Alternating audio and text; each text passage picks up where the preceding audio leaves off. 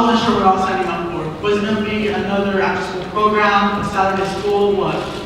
But at the beginning, if you had told me at the beginning that I was going to be drinking that had once contained feces, urine, and bacteria, I would have thought you were crazy. And if you thought you misheard me, I'm going to say it again. I drink water that once contained feces, bacteria, and your urine, and whatever else you guys put down the toilet. My name is Julian Rodriguez. I go to Magnolia High School in Anaheim, California, and today my talk will be about water sustainability. Now, what is water sustainability? Water sustainability is where we need to maintain a certain amount of water for our population. California has been in a drought condition for the past 3 years, and our population is increasing yearly. Every year, there's less and less rainfall, and our population is increasing, so we need to find different ways to conserve our water and to get more water sources. This table shows us all the different droughts in California, in the United States. California has one of the most severe droughts in the extreme red color, meaning whatever water we do have, we need to find different ways to conserve it. The light red color shows us that there's a high percentage of drought, and they need to find different ways to conserve their water also. The yellow moderate color shows us that they have little drought, and the water that they do have, they can send to us, but at a cost, and to what effects, we have never tried it, so we do not know. And the low white color shows us that they have little to no drought. Whatever drought they do have, they don't need to worry about it because they have more than enough water.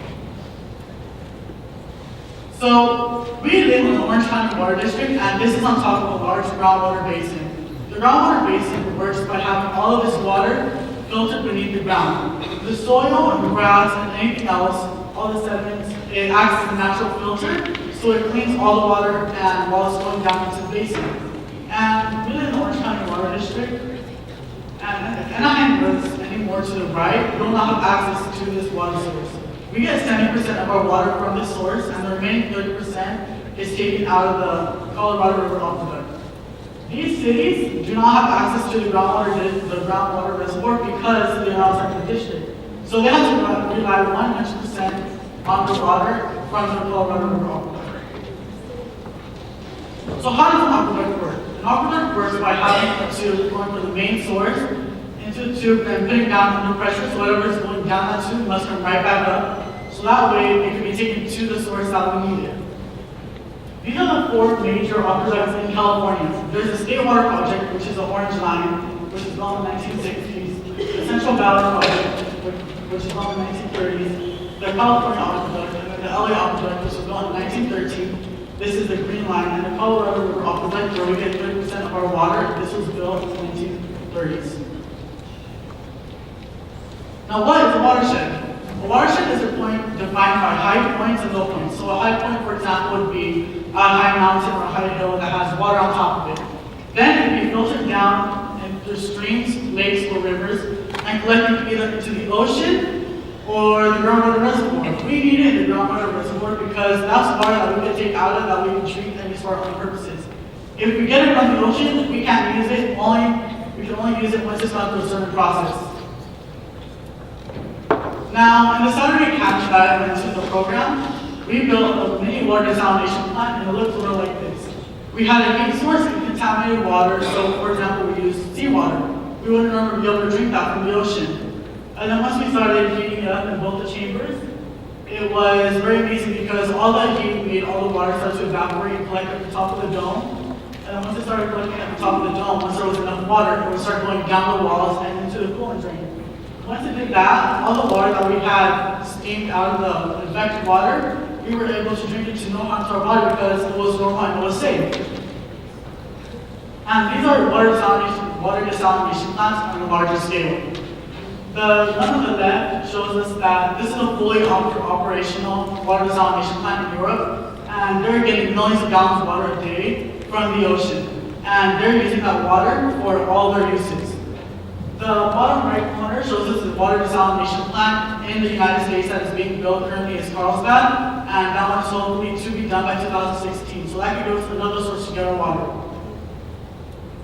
One amazing source that we went to was the groundwater replenishment system. It was amazing because they took water that came from our sewage, so everything big and all of our different bacteria, feces, and anything else that we had flushed in the toilets went through the purification district, and then once it was cleared out, all the big matter was taken out. It was taken to the groundwater replenishment center where all the water that was still infected with bacteria was taken there, so that way they could clean it so we could either drink it or put it back inside the basin.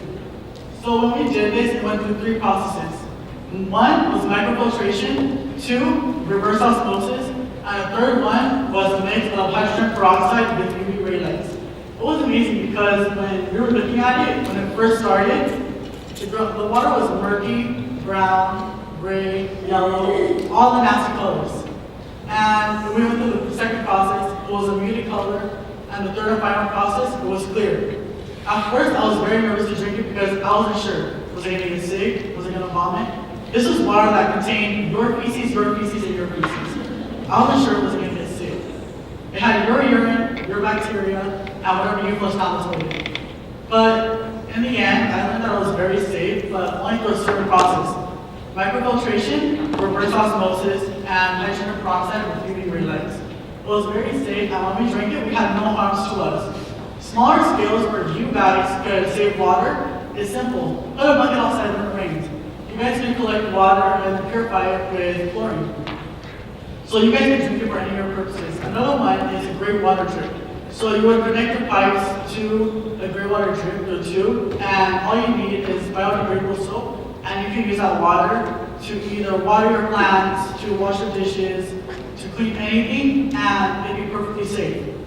So in conclusion, we need to find different ways to save water because we are in a drought. California has been in a drought for the past 3 years, and our water sources are becoming very limited. The Colorado River Aqueduct is sending less and less water every year, so the people outside the Orange County Water District don't have access to our water basin. And whatever they get out of the Colorado River Aqueduct is getting less every year because of the drought in their state. In California, we need to find different ways because what if one day the groundwater basin runs dry? We're not going to have any water sources because we only get 30% of our water from the Colorado River Aqueduct. So the groundwater replenishment center is unique because it's the only one of a kind, and we should build more of these because of all the reasons. We need more water, we need clean, dependable water that we could drink, and if we all do everything together, we can all make a difference. But if we don't, we can all die because water is unique to our planet, and whatever we have on this planet is going to stay here forever until we use it all up. And once it's gone, it's gone. We're not going to have any more sources. Thank you. My name is Julian.